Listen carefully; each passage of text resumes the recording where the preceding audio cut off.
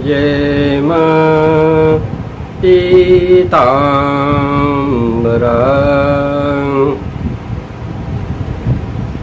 आज हम लोग माता श्री की अंग विद्या के ऊपर एक बार पुनः विचार करें। माता श्री की अंग विद्या हैं माता धूमावती। धूमावती कोई अलग नहीं है, माता बगलामुखी का ही तीव्र रूप है माता धूमावती। और इनकी आराधना जब भी करते हैं उसमें सफ़ेद वस्त्र, सफ़ेद आसन और देसी घी का दीपक, यानी जो कुछ भी उस पर होता है सब सफ़ेद ही सफ़ेद होता है। भोग भी सफ़ेद होगा, पुष्प भी सफ़ेद होंगे। और की आराधना हनुमान मंदिर में ज़्यादा अच्छी रहेगी, क्योंकि ये हनुमत प्रिया हैं। हनुमान जी की ये बहुत ही प्रिय हैं, तो उनके मंदिर में यदि हम इसकी आराधना करते हैं तो थोड़ा आसानी हो जाती है। अच्छा, शिव मंदिर में इनकी आराधना कभी नहीं करते, क्योंकि इनके बारे में कहा गया है कि इन्होंने ज़्यादा भूख लगने पर शिव जी को ही खा गई। इसलिए शिव जी के मंदिर में इनकी आराधना नहीं करनी चाहिए। अब इनका मूल मंत्र है धूम धूम धूमावती ठा ठा, और इनका बीज मंत्र है धूम। तो भाई इसमें 80 का हिसाब किताब है।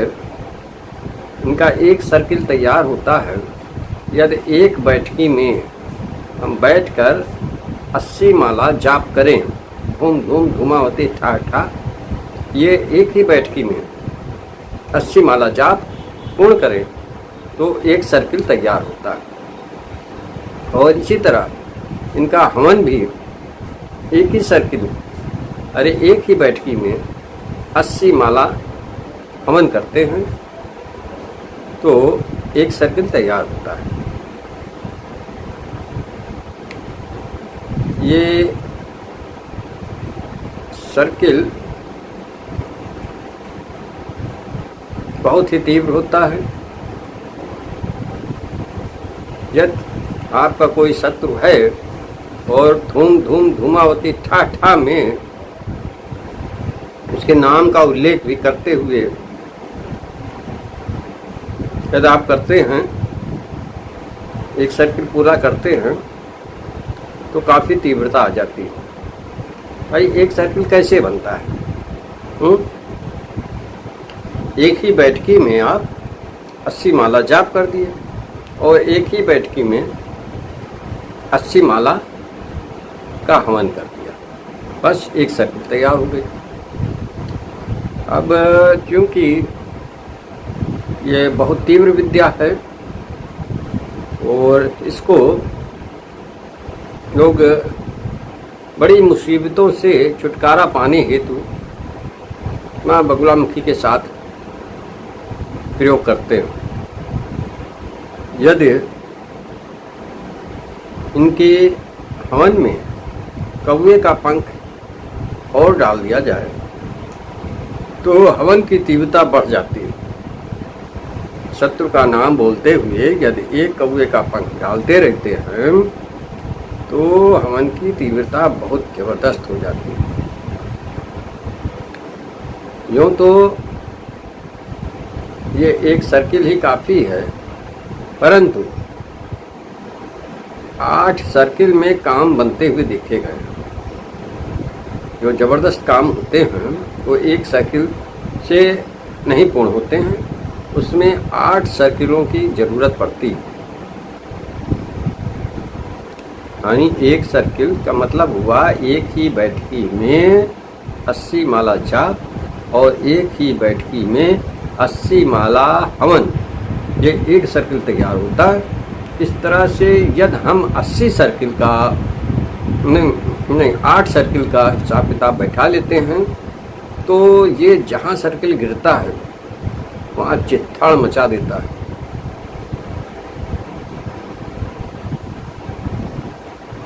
दुश्मन की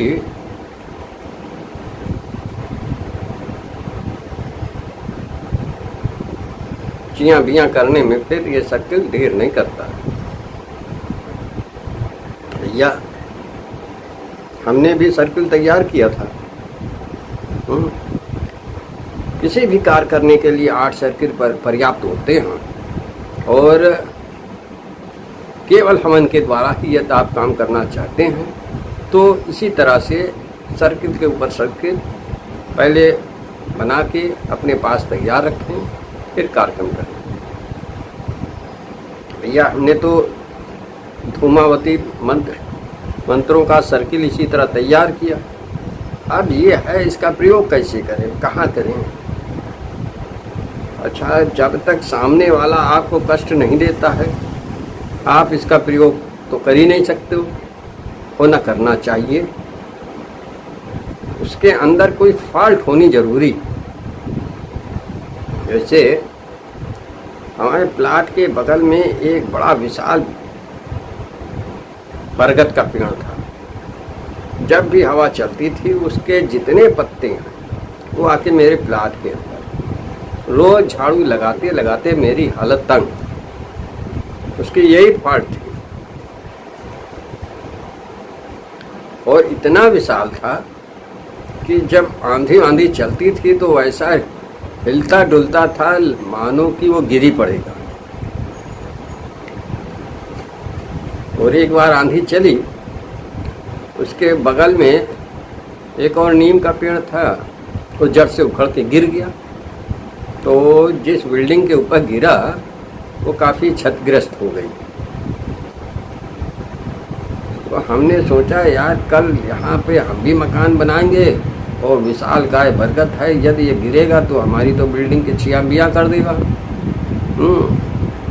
दूसरी चीज़ ये थी कि उसके पत्ते जितने थे गिरते थे और हमारे प्लाट के अंदर रोज़ हमको झाड़ू लगाना पड़ता था। और समस्या ये थी कि ये पत्ते फेंको कहाँ, और बड़ी समस्या।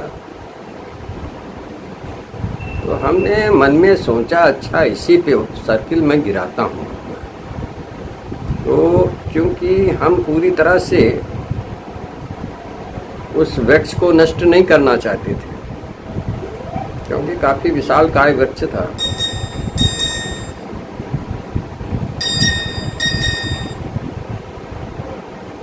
हमने केवल त्राटक विधि के द्वारा उसके ऊपर प्रयोग किया। मानसिक धूम धूम धूमावती ठा ठा बोल के और मानसिक ही आदेश दिया, यह वट वृक्ष अब तुमको सूख जाना चाहिए और यह स्थान छोड़ के चले जाना चाहिए। ये मैं 2 मिनट तक कार्रवाई करता रहा।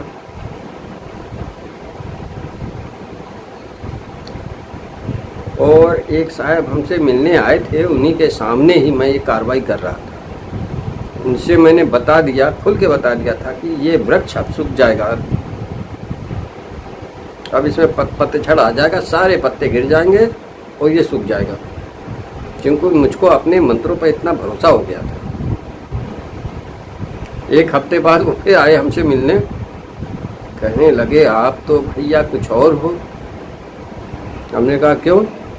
कहा ये तो वृक्ष वाकई में एकदम ठूंठ ऐसा खड़ा है, सारे पत्ते कहाँ गए? हमने कहा हमने कहा था ना कि इस वृक्ष को अब सूखना ही पड़ेगा।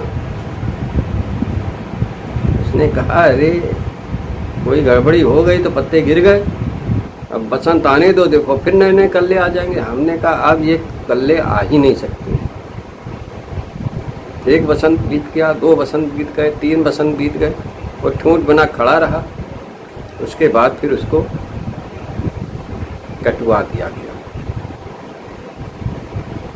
यह मंत्रों में बड़ी तीव्र शक्ति होती है।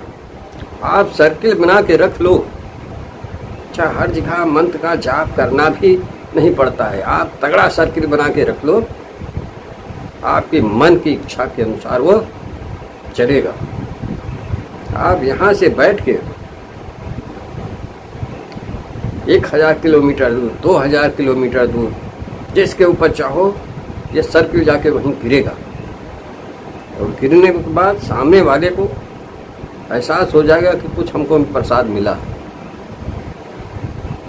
मगर जब तक सामने वाला आपके साथ कोई अन्याय न करे तब तक उसका प्रयोग नहीं करना चाहिए, नहीं तो उसका परिणाम भुगतना पड़ता है।